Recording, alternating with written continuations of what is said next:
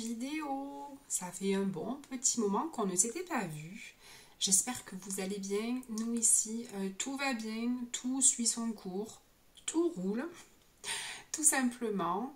Avec le temps d'hiver, on n'a pas eu de neige cet hiver. On en parlait avec Émeric et on se disait que cet hiver, vraiment, il y a eu de la neige sur les hauteurs. Mais nous, ici, en ville...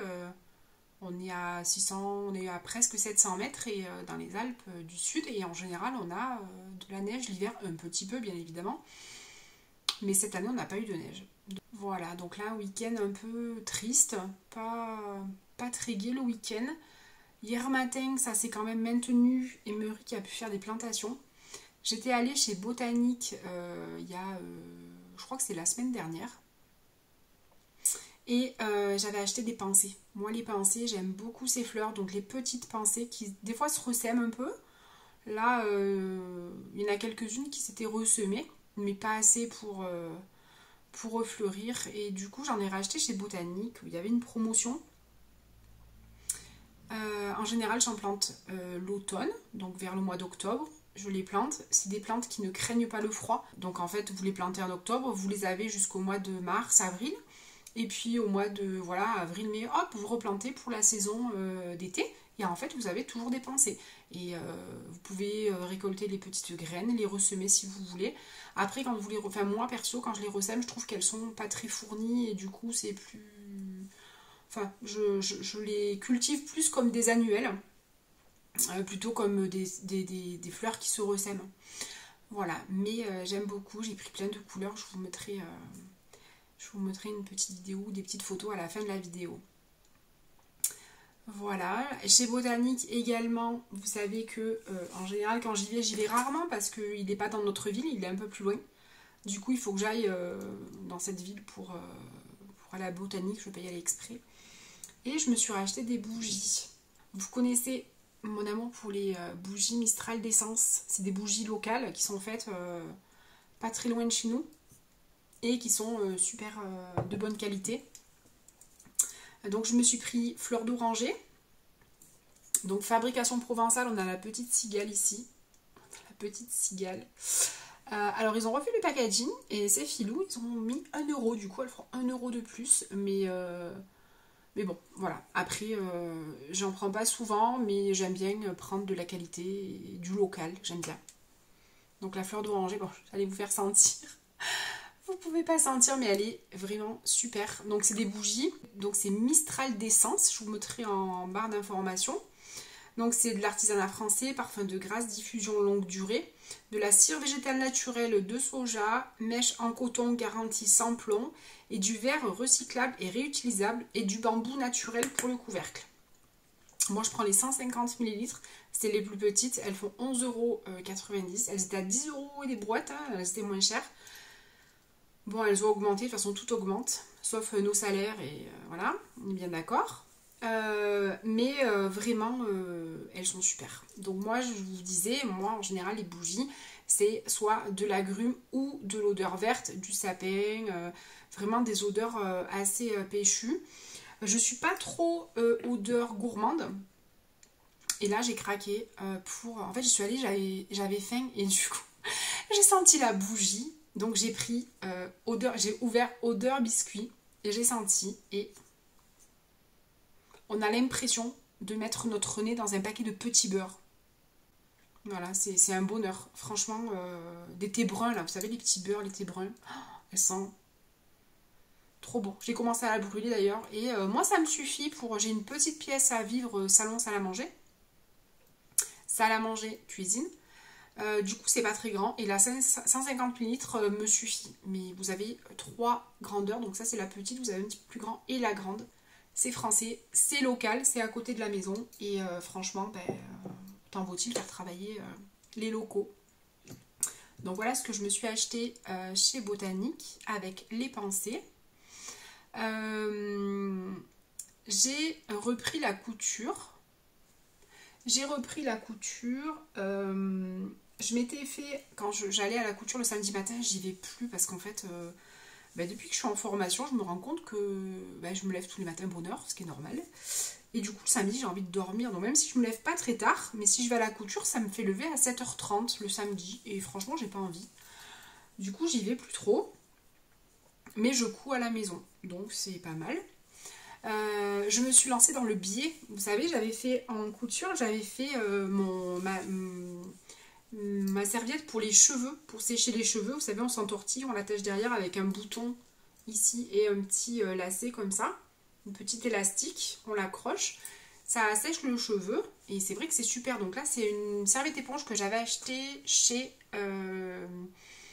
Mondial Tissu. Donc bonne qualité, très épaisse. Du coup, ça sèche en 2-2, vraiment. Enfin, ça absorbe. Ils sont pas secs, mes cheveux. Mais vraiment, il n'y a plus d'humidité dans les cheveux. Hein. Vraiment, j'en suis vraiment très contente. Et j'avais fait sur le côté, pour finition, vu que j'ai pas de surjeteuse, j'avais fait un point zigzag, mais ça faisait pas beau parce que j'avais un point trop serré. Et du coup, ça faisait pas beau, ça faisait des vaguelettes, c'était pas joli. Du coup, je me suis lancée dans le biais, je me suis dit, allez Soso, lance-toi, tu fais un petit biais, tu verras bien. Donc, c'est ce que j'ai fait. Donc, je me suis servi du tissu de mon ancien sarouel, c'était un sarouel qui était troué, du coup, je le mets plus. Et du coup, j'ai fait du biais dans le tissu du sarouel. Et j'en suis très contente. Voilà, donc ça c'est un petit ouvrage qui est quand même relativement vite fait, qui est utile même pour offrir. Je trouve que c'est pour des petites, pour des jeunes filles, quand il y a la fête des mères, quand je trouve que ça fait des petits cadeaux originaux. Et j'aime beaucoup. Donc voilà. J'en ai fait un autre du coup. Alors celui-ci, hop, je l'ai terminé après-midi. Donc dans une serviette top,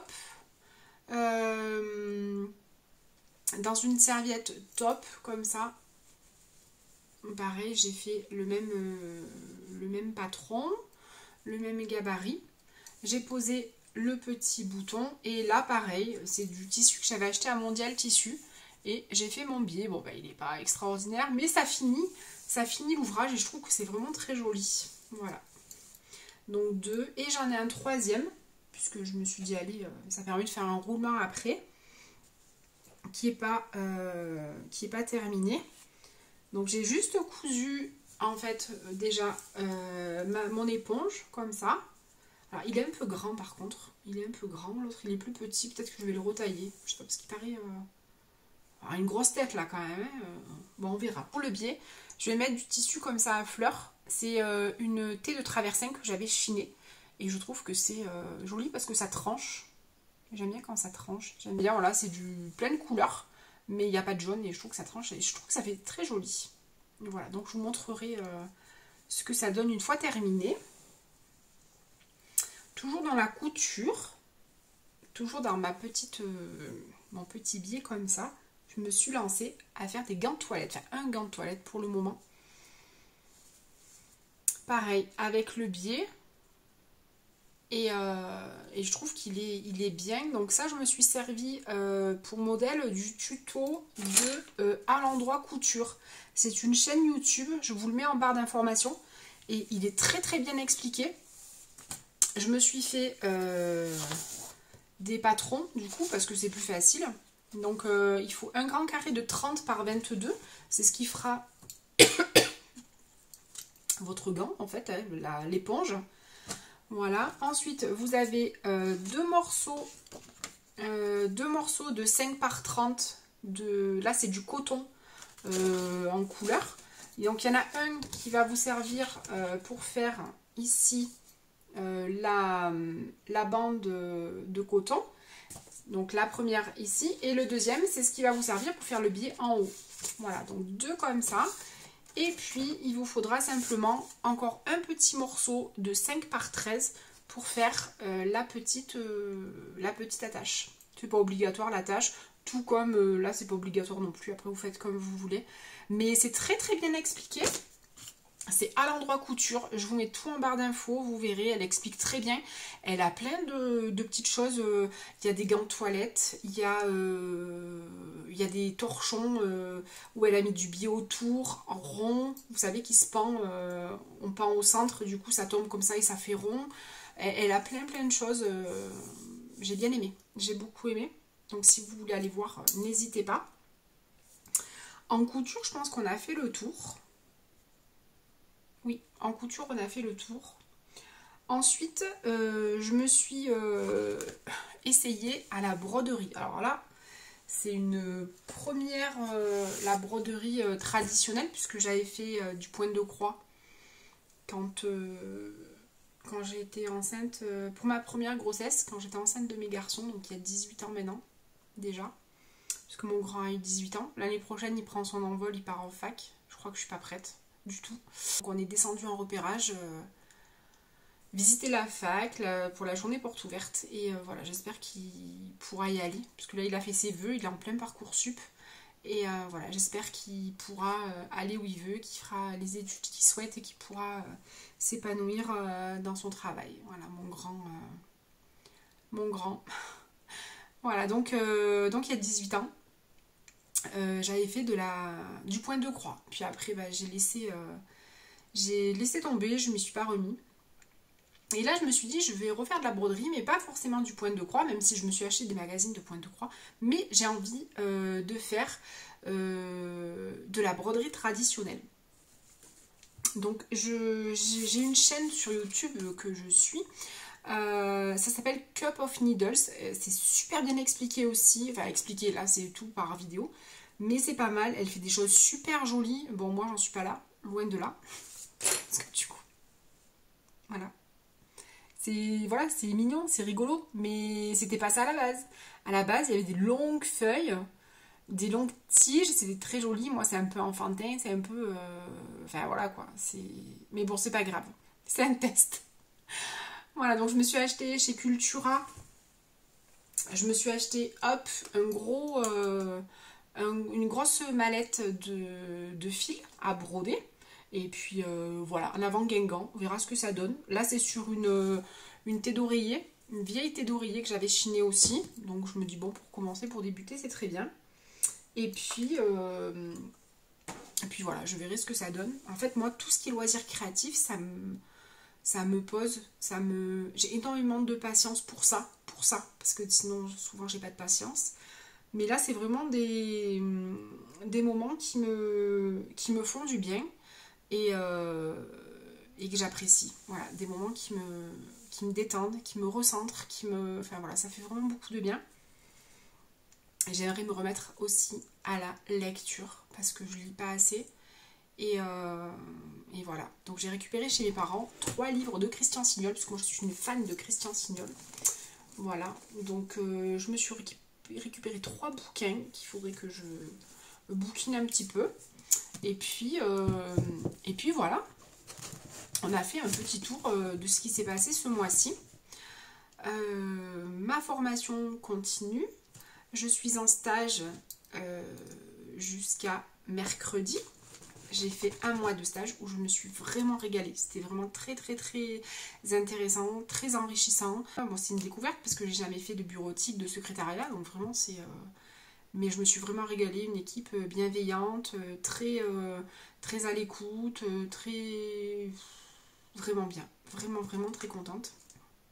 On a des horaires, en fait, on peut travailler de 7h30 le matin jusqu'à 19h le soir. On s'organise comme on veut pour faire nos 7 heures dans la journée. On est juste obligé de prendre 45 minutes de coupure entre midi et 2. Et après, on s'arrange comme on veut. Donc, moi, je fais 8h midi, 1h, 4h. Donc, je mange sur place. Et à 16h, j'ai terminé. Donc, ça, c'est royal. Voilà.